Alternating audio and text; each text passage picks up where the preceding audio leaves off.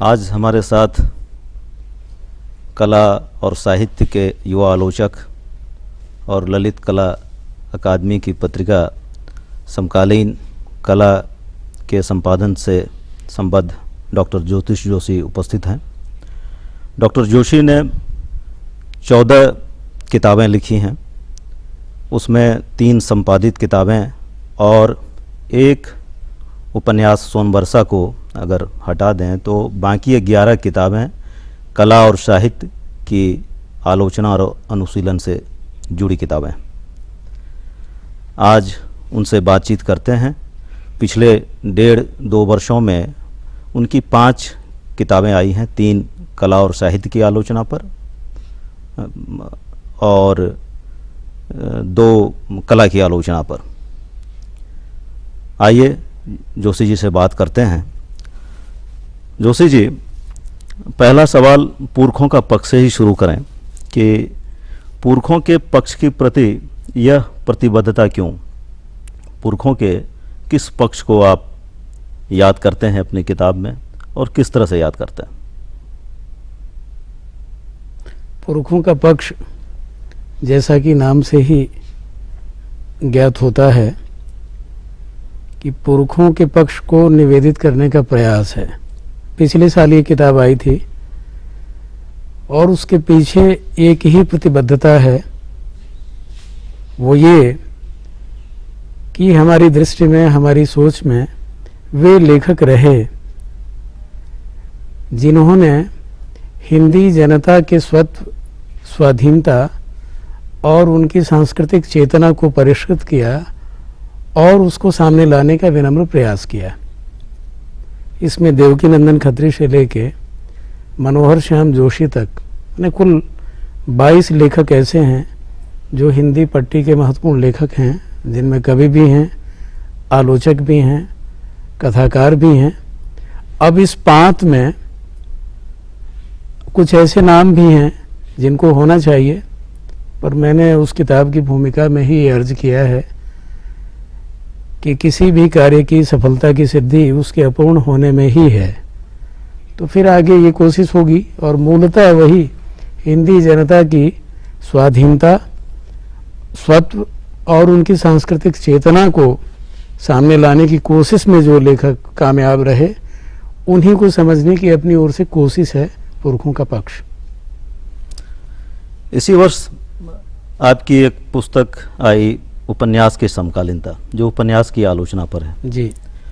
और अगर मैं याद करूं तो 1965 में नेमीचंद जैन की एक पुस्तक उपन्यास की आलोचना पर आई थी, अधूरे साक्षात्कार जी, जिसको लोग उपन्यास की आलोचना में महत्वपूर्ण किताब मानते हैं। तो 1965 में नेमी जी ने जिस उपन्यास की आलोचना के परिवेश को अधूरा कहा था, आज करीब 32 वर्ष के बाद जब फिर आप उपन्यास की आलोचना पर एक किताब लिखते हैं, तो उपन्यास की आलोचना का जो वह क्षेत्र है, वह परिवेश है, वह अधूरापन क्या कुछ पूरा हुआ दिखता है? किस तरह से आप देखते हैं? देखिए, हमारे कार्य में चाहे वो नाटक को समझने का कार्य हो या कहानी उपन्यास को समझने का कार्य हो, नेमी जी के काम और उनका सातत्य जो मेरे साथ रहा, उसकी बहुत बड़ी भूमिका है। ये आपने बिल्कुल सही कहा कि अधूरे साक्षात्कार 1965 में प्रकाशित हुई किताब है। इसको हिंदी औपन्यासिक आलोचना का महत्वपूर्ण प्रस्थान माना जाता है। उसमें नेमी जी की स्थापना ये थी कि हिंदी में लिखे गए अधिकांश उपन्यास जो महत्वपूर्ण उपन्यास माने जाते हैं, बावजूद अपने महत्व के वो अधूरा ही हैं। लेकिन बाद में नेमी जी ने एक जनांतिक नाम की किताब भी लिखी, उसमें भी औपन्यासिक आलोचना के नमूने हैं। कई उपन्यासों की चर्चा बाद में भी की। जीवन के अंतिम क्षणों तक नेमी जी उपन्यास के बड़े अच्छे पाठक रहे। तो धीरे धीरे उनमें भी परिवर्तन आया, उपन्यास को देखने का परिवर्तन, उपन्यास के प्रतिमानों को समझने और उनको मानने के नज़रिए में परिवर्तन। मैं अगर ईमानदारी से कहूँ तो अधूरे साक्षात्कार उपन्यास की समकालीनता को लिखने के क्रम में प्रेरक भूमिका में रही हुई पुस्तक है। पर मैं ये मान के चलता हूँ और किसी भी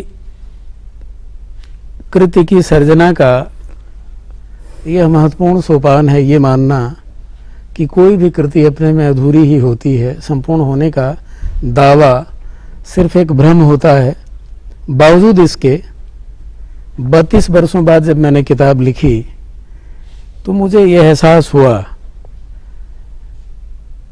कि इन वर्षों में हिंदी उपन्यास के क्षेत्र में जो काम हुए, जो नए नए उपन्यास आए, जिन विभिन्न अंचलों को हिंदी उपन्यासों ने छुआ, जिन चरित्रों को गढ़ा, जिन चरित्रों के जीवन के संघर्ष को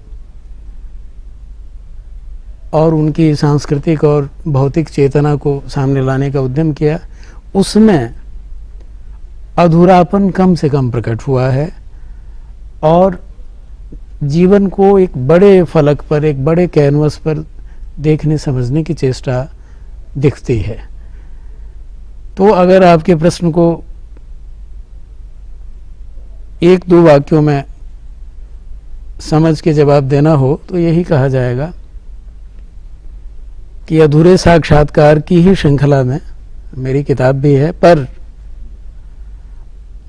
30-32 वर्षों बाद हिंदी उपन्यासों की स्थिति में पर्याप्त सुधार ही नहीं, विकास हुआ है। और आज पूरे दावे के साथ कहा जा सकता है कि हिंदी में लिखे गए अधिकांश उपन्यास अंतर्राष्ट्रीय स्तर पर भी हिंदी की प्रतिष्ठा को और हिंदी की सृजनात्मक उपलब्धि को प्रक्षेपित करते हैं और उसको रखते हैं और उससे हिंदी का मान बढ़ता है। आप उसी किताब में कहीं यह कहते हुए दिखाई देते हैं कि उपन्यास को तात्कालिकता से मुक्त होना चाहिए, और अगर पूरी तरह हम तात्कालिकता की उपेक्षा करें तो उपन्यासकार या वो उपन्यास समय को कैसे पकड़े।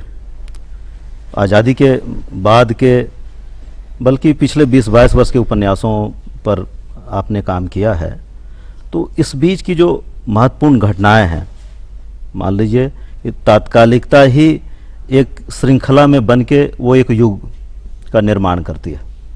तो यह कहने का आपका क्या आशय है कि तात्कालिकता से किस तरह से दूरी बना के रखी जाए।